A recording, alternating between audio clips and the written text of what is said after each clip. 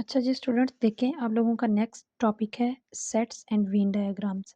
पहले जो टॉपिक्स हम कवर करते रहे हैं वो थ्योरेटिकल सब्जेक्ट टॉपिक्स थे, इसीलिए हम उसको वॉइस नोट्स पे कवर करते रहे हैं। लेकिन अब ये वाला जो टॉपिक आप लोगों का थोड़ा सा मैथमेटिकल है, इसलिए हम इसको वीडियो में कवर करने की कोशिश करेंगे। ठीक है, अब वो क्या कह रहे हैं कि सेट्स और वेन डायग्राम्स के वो use idea of set to classify numbers and objects and we use Venn diagram to illustrate these sets. Means के सेट्स को और उनके वैल्यूज़ को इलस्ट्रेट करने के लिए हम वेन डायग्राम्स को यूज़ करते हैं। उन्होंने एग्जांपल दी है कि एक सेट है दो A and B consist of number taken from the numbers 0 to 9। Means के दो नंबर्स हैं, दो सेट्स हैं ए और बी, और उनके पास जो वैल्यूज़ हैं वो 0 से 9 के बीच में है।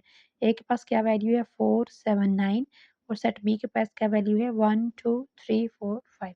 ठीक है, अब इन सेट्स को हम वेन डायग्राम के थ्रू कैसे इलस्ट्रेट करेंगे वो हम यहाँ पे देखेंगे।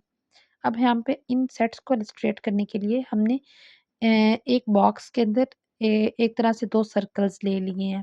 ठीक है, अब उन सर्कल्स को हमने इस तरह से ड्रा किया है कि एक सेट दूसरे के ऊपर आ रहा है। मीन्स के अब ये जो इनका पार्ट है ये इनके इंटरसेक्शन को शो कर रहा है कि मीन्स के यहाँ पे दो सेट्स इंटरसेक्ट हो रहे हैं आपस में।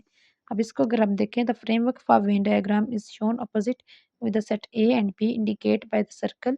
मीन्स के सेट ए और बी को हमने सर्कल से इंडिकेट किया है। Since 4 is in both set it must be placed in the intersection of both sets. मैंने आप लोगों को अभी बताया कि ये जो एक सर्कल के ऊपर दूसरा सर्कल में बनाने का मकसद ये है क्योंकि हम ये बता रहे हैं कि ए और बी में कॉमन वैल्यूज़ कौन-कौन सी हैं। अब आप अगर आप लोग देखें सेट्स को तो सेट ए में 4 7 9 है और बी में 1 2 3 4 5 है। तो इनमें कॉमन वैल्यू कौन-सी है 4। 4 ए में भी है और बी में भी है। इसलिए इस 4 वैल्यू को हम उस जगह पे रखेंगे जहाँ पे ए और बी दोनों आ रहे हैं। अब ये जो बीच का एरिया है यहाँ पे आप अगर देखें तो ए और बी दोनों का पार्ट आ रहा है। तो इसलिए 4 को यहाँ पे हमने लिख दिया। अब हम देखेंगे कि सेट ए में क्या रह गया। अब 4 में सेट ए में से 4 तो इधर लिख लिया गया जो कि इंटरसेक्शन वाला पार्ट है। बाकी 7 और 9 को बाकी सेट ए की बाकी वाली जगह पे जो उसकी बाकी जगह बच गई है वो वहाँ पे लिख लिया। इसी तरह बी की बाकी जो वैल्यूज़ बच गई 1 2 3 4 3 एंड 5 इनको यहाँ पे लिख लिया। इट मीन्स के सेट बी के पास ये वाली सारी वैल्यूज़ भी हैं और 4 भी है। सेट ए के पास ये वाली सारी वैल्यूज़ भी हैं और 4 भी हैं। ठीक है? यहाँ पे हो गया। अब हमने ये देखा था कि 0 से 9 तक सारी वैल्यूज़ हैं। अब इन सारी वैल्यूज़ सेट ए के पास क्या वैल्यू है, सेट बी के पास क्या वैल्यू है, इनके पास कॉमन क्या वैल्यू है, इन सारी चीज़ों को करने के बाद अब हम देखेंगे कि 1 2 3 4 5 7 9 है और 6 इसमें से नहीं है और 8 भी नहीं है और 0 भी नहीं है। तो इसका मतलब ये है कि ये जो 3 डिजिट्स हैं 0 6 8 ये ए और बी सेट का पार्ट नहीं है। इसके अलावा बाकी एरिया में ये सारी चीज़ों को लिखा जाएगा। ठीक है?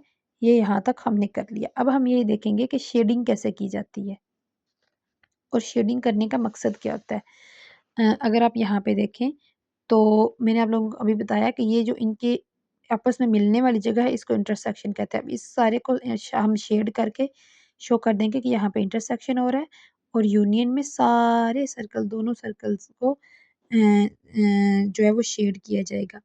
इसका मतलब ये है कि आप लोग हमेशा याद रखें इंटरसेक्शन का मतलब ये होता है कि दो सेट्स के दरमियान जो कॉमन वैल्यूज़ होंगी, और यूनियन का मतलब ये होता है कि दो सेट्स की सारी वैल्यूज़ को एक तरतीब के साथ लिख दिया जाता है।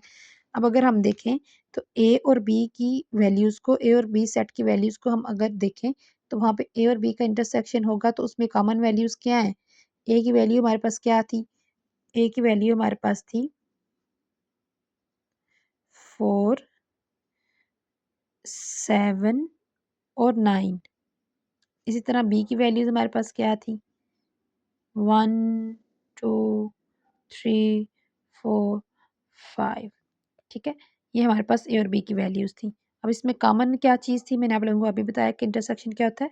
कॉमन चीज़ों को इंटरसेक्शन कह लेंगे और बाकी सारी, और जब यूनियन करेंगे तो सारी वैल्यूज़ को एक तरतीब के साथ लिखेंगे 1 2 3 4 5 7 9। ठीक है? अब ये यूनियन होगा। इस तरह से किया जाता है इनको, ठीक है। अब ये देखें, the complement of the set consist of any number और subject that are not in the set is in the example. वो क्या कह रहे हैं कि कंप्लीमेंट का जो है वो क्या है, set of consist of any number that are not in that set, कि वो वाली वैल्यूज़ ए का कंप्लीमेंट क्या होगा, 4 के अलावा बाकी सारी वैल्यूज़ ए में आएंगी। और बी का कंप्लीमेंट क्या होगा कि 1 2 3 4 5 के अलावा सारी वैल्यूज़ उसमें आ जाएंगी, ठीक है।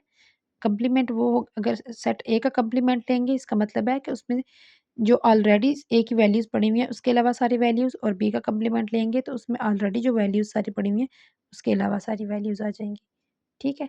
इस तरह से किया जाता है वेन डायग्राम को।